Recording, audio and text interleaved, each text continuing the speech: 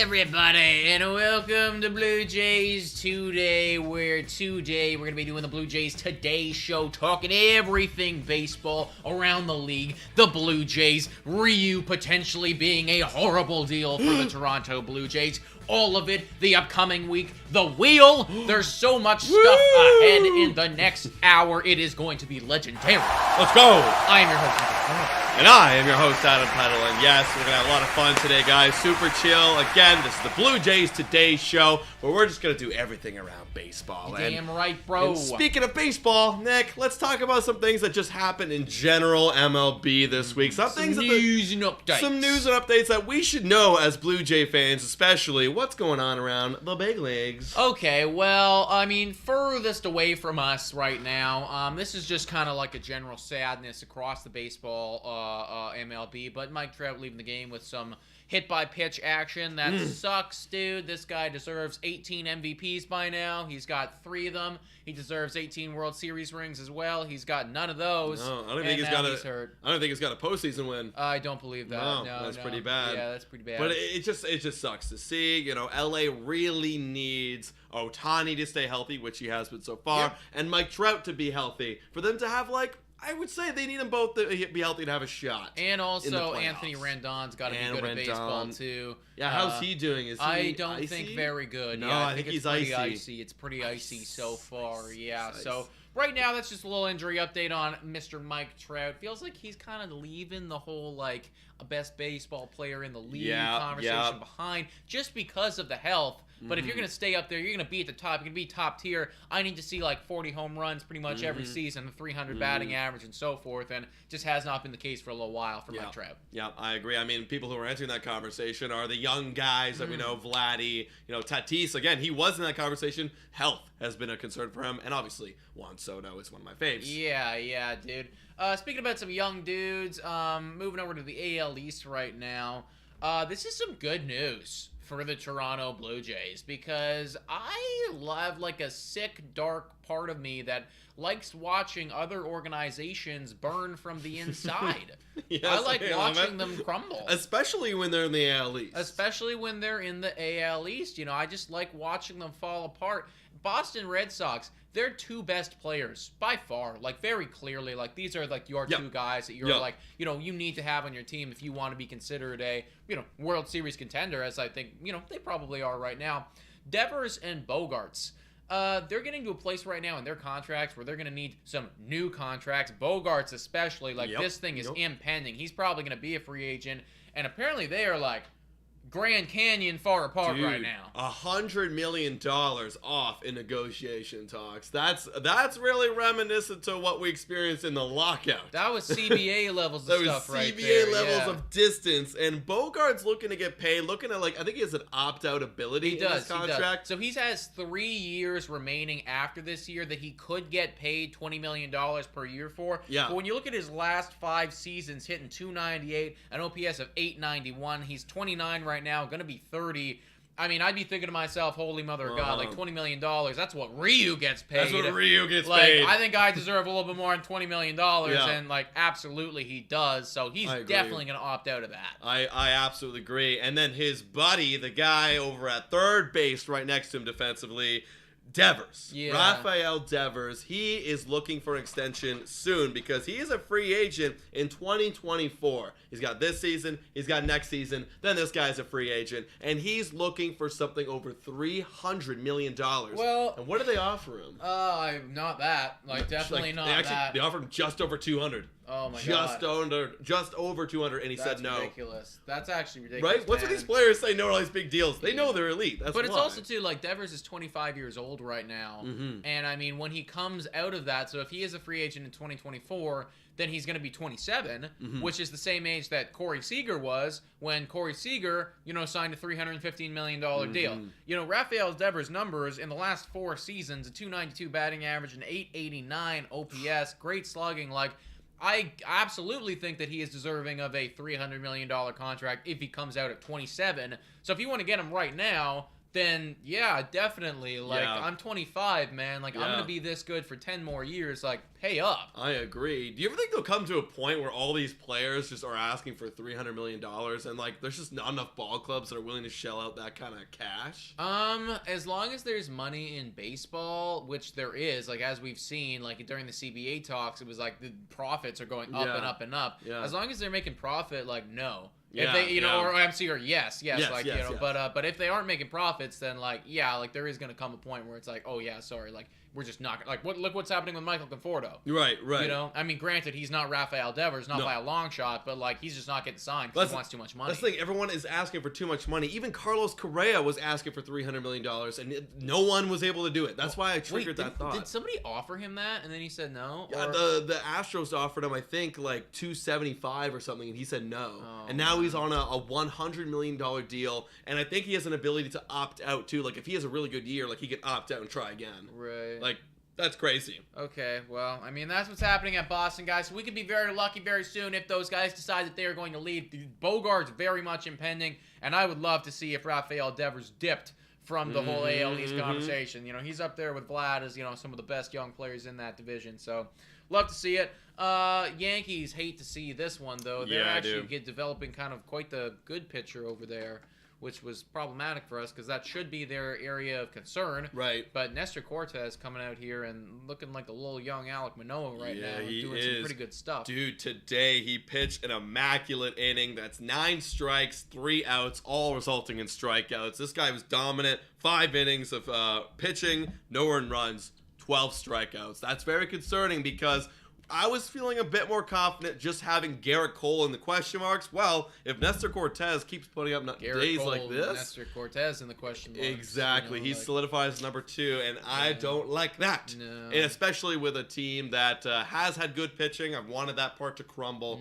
a little bit. But yeah, I mean, we saw firsthand, like he's got good stuff.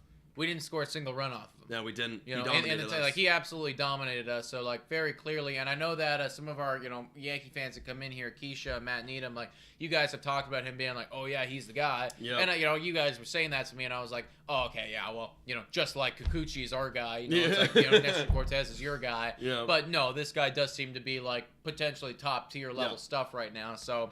That's a little bit concerning as a Blue Jays fan. I kind of wanted to see their pitching completely fall apart. Me too. Maybe Cortez is going to be a dude. Maybe. Well, it's even more concerning, I think, for the Toronto Blue Jays. And speaking of pitching falling apart, Hyun-Jin Ryu.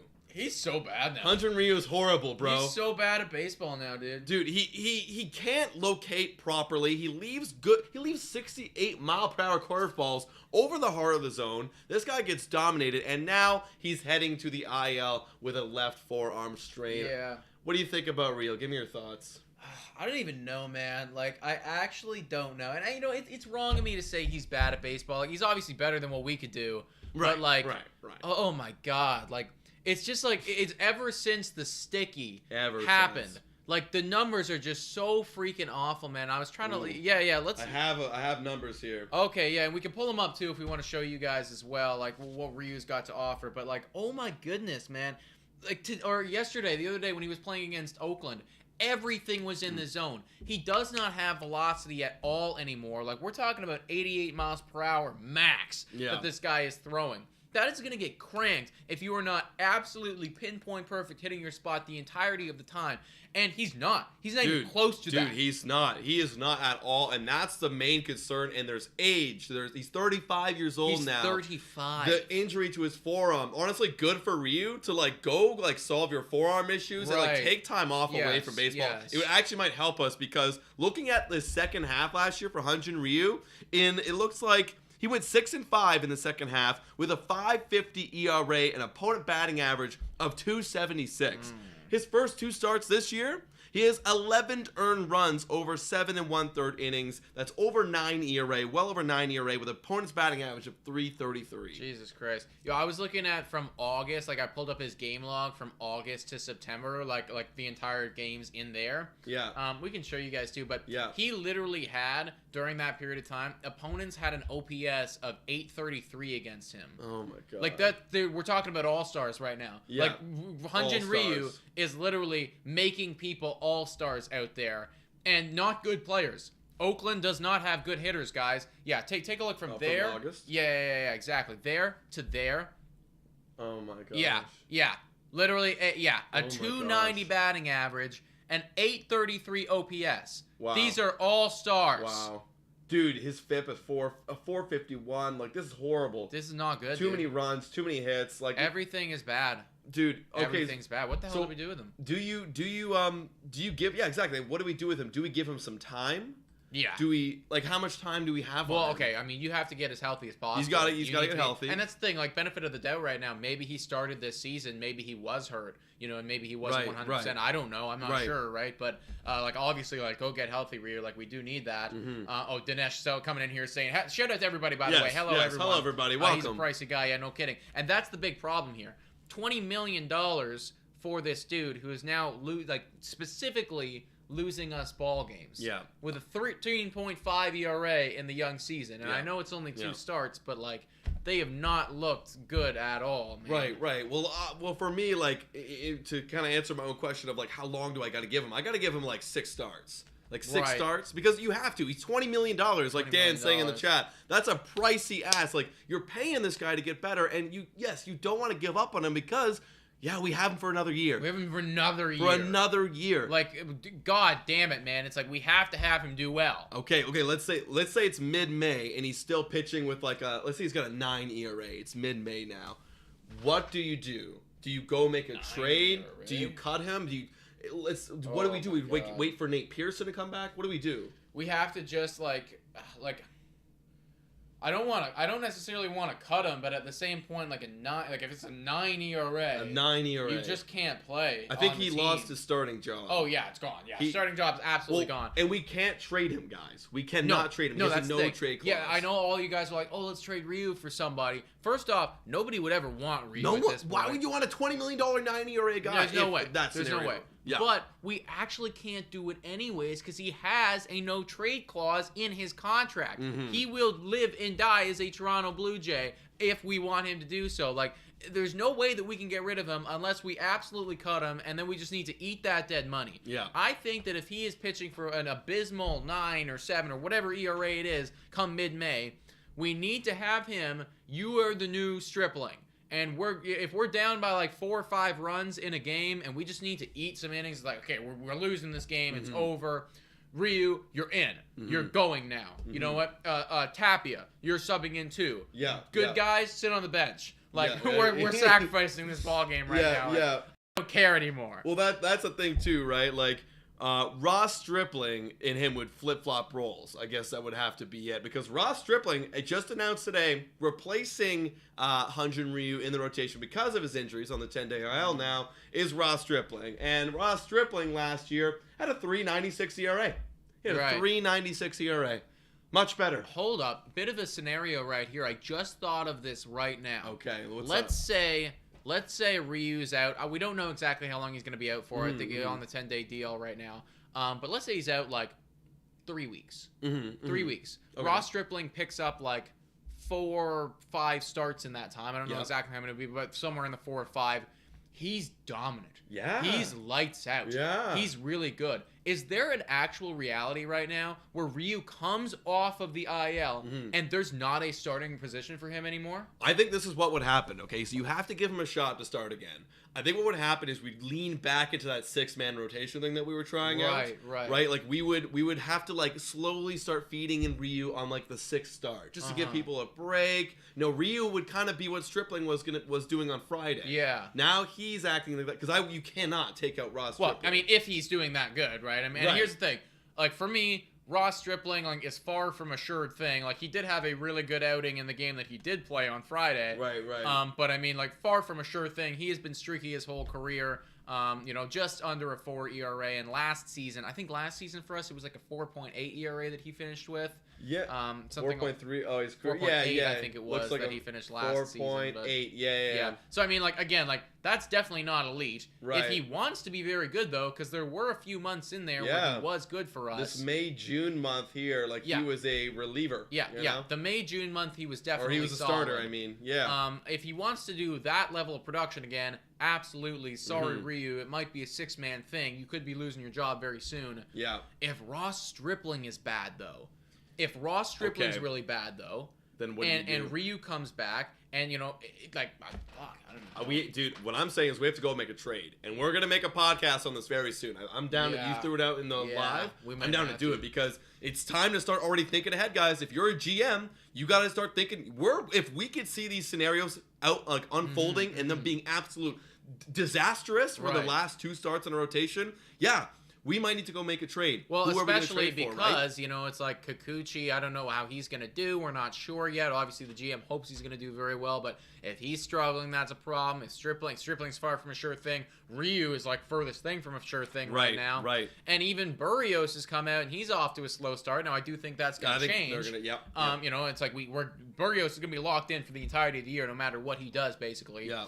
But if that's the case, it's kind of like, oh, holy mother of God, if we want to make playoffs right now, we might need to pick up somebody on some cheap contract. Something's got to happen. We got to do something, whether it be a Band-Aid thing, whether it be a big move. I know a lot of people are saying Pablo Lopez as an option. Yeah. Do you think there's a realm where we go that drastic and grab someone like that off Miami? I don't know. Because that's a lot of assets that's going to go. And Jordan Groshans is gone. And it's also, like, it's hard, too, because then, like you've committed to Kikuchi, you know? What happens to Ryu then? What happens then I'd be way more okay with just cutting him. Right. Then I'd be okay with cutting him. Okay, bye, Ryu. Just bye. Yeah, get out of here. It's Pablo Lopez. And hey, I mean, I like that a lot better. Let's be honest. I mean, I do like that a lot better. Yeah. We're going to be coming out with a podcast kind of breaking down all of the potential trade targets that we could do if this situation with Ryu continues to develop and go a downward spiral. Hopefully, he gets healthy, he comes back, Ryu's 3.5 ERA again. We love it. I want to shout out one of our fans who said this in the chat today. Last note on Ryu here. Tanner Rourke had a better ERA in his 14 starts with Toronto, 6.68 ERA, than Ryu has had in Toronto in his last 14 starts, 7.7, and that is Robert Bogue. Shout out Robert Bogue. So he's Tanner Rourke now, guys. God damn. Tanner Rourke. That's worse. All right, guys. Let's talk about some notable stuff. We're focusing a lot on the negative. Let's look at some positive. Yeah. Let's look at some positive, shall we? At the end of the day, we did go, 4-3 this week? We went 4-3 this week. The Toronto Blue Jays, we did exactly, I think I predicted 4-3. Not the exact games for sure. But yeah, 4-3. That's what we expected. That's what we do. Right. That's all we had to do. We do 4-3 for the rest of the year. We'll be a playoff team. We're a playoff team, baby. Yeah. Exactly. And some notable players. Vlad kind of slowed down near the end, but you gotta shut up Vlad's 3-homer night. Yeah, I mean, he actually single-handedly willed us to win that game. Yeah, and I was watching that game, and Cole was pitching good, guys. He was pitching good. He only gave up 4 hits. 3 of them was to Vladimir Guerrero Jr., and 2 of those went yard. So, yeah, I mean, Vlad absolutely willed us to win that ball game, so he should have, +1 WAR single-handedly because of that game right there. So, absolutely shout out to Guerrero. Yeah, it was Vladdy's show, and, you know, that whole series at New York, the hitting was a bit of a concern. Well, it was weird because, that game was just Vlad. That game was just Vlad. And then there was, I think there was 1 or 2 other games in there where it was, just nothing. The game before that we won was, or no, it was the first game on Monday was just Springer and Espinal. And yeah.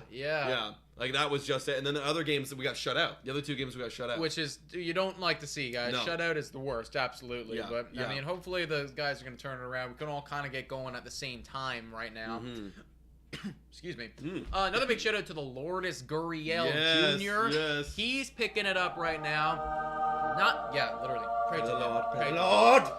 Not hitting for a whole lot of power right now, but absolutely getting it done with the average. If it wasn't for Zach Collins, who we're going to get to, the Lord would have the best average on the team right now. I think he's got a .306 batting average. That's pretty damn nice right now for Lourdes Gurriel Jr. And just specifically this week, he's got 9 hits and 24 at-bats. 2 RBIs, and this is huge. 6 runs scored. 6 runs scored for batting in that 4th, 4 or 5 spot. That means the bottom lineup stepped up, which is our boy Zach Collins. Which is our boy Zach Collins down there, who we were absolutely all over in a podcast earlier this week. We were. Opinions completely shifted at this point. Yeah. Now, I'll be honest. Super shifted. I don't expect this to be a long-term solution or anything like that. Right. I'm not a Zach Collins big fan anymore now. You know what I mean? But I mean, with Danny Jansen hurt, with Kirk starting slow, if you want to hit 375 or whatever the hell you're hitting right now, he went 6 for 16 this week with a homer, 3 RBIs. Yeah, it's like if you want to do that, okay, we don't need to trade for Yan Gomes or whoever else we need to go out and get. You know, That's it's like it. We don't need to bring up Gabriel Moreno because we have Zach Collins hitting for 300. And that's a great example for everything, guys. Like, I know we can overreact. We've done a lot of overreacting on this show because it is a show. It's for fun. But hey, look, something could develop but we don't even see. It's still early April. Very early, guys. Literally. You know what I mean? Like last year, remember Yermin Mercedes? Yeah. The catcher on the White Sox? Yeah. He was, if you just want to do that, be like for a month and a half, just be like one of the best players in baseball. Yes. Great. Bring us back Danny Jansen. Everything's fine. Easy. And on the pitching side of things, one guy that we love, we gotta shout him out. He's right over there in the backdrop. Alek Manoah. Very nice. After coming off a series with the Texas Rangers where we didn't get any starting pitching, Alek Manoah gave us exactly what we needed from starting pitching in his 2 starts. He got the W in both games. Yep.